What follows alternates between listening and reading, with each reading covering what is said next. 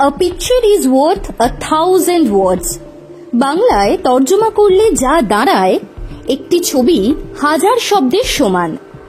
বঙ্গ রাজনীতিতে আপাতত একটাই ছবি নিয়ে চর্চা চলছে, আরো ভালো করে বললে একটি ছবির কোলাজ। কি সেই ছবি? এক ফ্রেমে মুখ্যমন্ত্রী মমতা বন্দ্যোপাধ্যায় ও সস্ত্রীক দিলীপ ঘোষ। বুধবার অক্ষয় তৃতীয়ার দিনই দীঘাতে জগন্নাথ দেবের বিগ্রহে প্রাণ প্রতিষ্ঠা করলেন মুখ্যমন্ত্রী। সেই অনুষ্ঠান নিয়েই দিনভর ব্যস্ত সারা রাজ্য।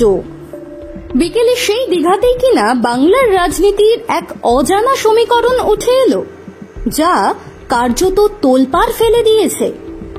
অনেকেই অন্য ইঙ্গিত খুঁজতে শুরু করে দিয়েছেন। দীঘায় জগন্নাথ মন্দির উদ্বোধন উপলক্ষে অনেকেই হাজির। মুখ্যমন্ত্রীও নিমন্ত্রণ করেছেন রাজনৈতিক এবং অরাজনৈতিক মহলের নানান নামী মানুষকে। নিমন্ত্রণ করা হয়েছিল বঙ্গ বিজেপির অন্যতম মুখ দিলীপ ঘোষকেও।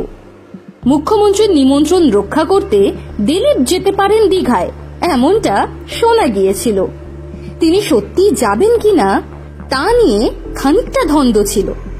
সে সব কিছুকে পিছনে ফেলে দীঘায় দিলীপের হাজির হওয়ার তাৎপর্য বাংলার রাজনীতিতে অন্যরকম বলেই মনে করা হচ্ছে। দিলীপ ঘোষের পাশে বসে মমতাকে বেশ কিছুক্ষণ কথাও বলতে দেখা গিয়েছে। এ কি দিলীপের সৌজন্য, নাকি বাংলার রাজনীতি অন্যদিকে মোড় নিচ্ছে, তা নিয়ে চর্চা শুরু হয়ে গিয়েছে। লোকসভা নির্বাচনে পূর্ব বর্ধমান থেকে হারার পর বাংলার রাজনীতিতে দিলীপের গুরুত্ব কিছুটা হলেও কমতে শুরু করেছে। ভাবা হয়েছিল তাকেই বঙ্গ বিজেপির সভাপতি পদে আবারও দেখা যেতে পারে, তা হয়নি। যদিও সভাপতি হিসেবে এখনো কারো নাম ঘোষণা করা হয়নি। দিলীপ ওই লড়াই থেকে পিছিয়ে পড়েছেন, একথা বলছেন অনেকেই। এরই মধ্যে আবার দিলীপ ঘোষ বিয়ে করেছেন রিঙ্কু মজুমদারকে।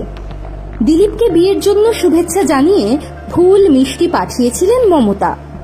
মিডিয়ার খবর, দিলীপ বিয়ে করুন তাহা নাকি চায়নি আরএসএস এর শীর্ষ নেতারা। সেই পরিস্থিতি থিতিয়ে যাওয়ার আগেই দিলীপ হাজির হয়েছেন দীঘায়। আগ্রহ, আলোচনা কিংবা প্রশ্ন সবই এখন একমুখী হয়ে গিয়েছে।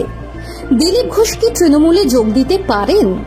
এই প্রশ্নের উত্তর ভবিষ্যৎ দেবে। 1 বছর পর রাজ্যের বিধানসভা ভোট, তার আগে মমতা দিলীপ ছবি কিন্তু হাজার প্রশ্নের জন্ম দিল।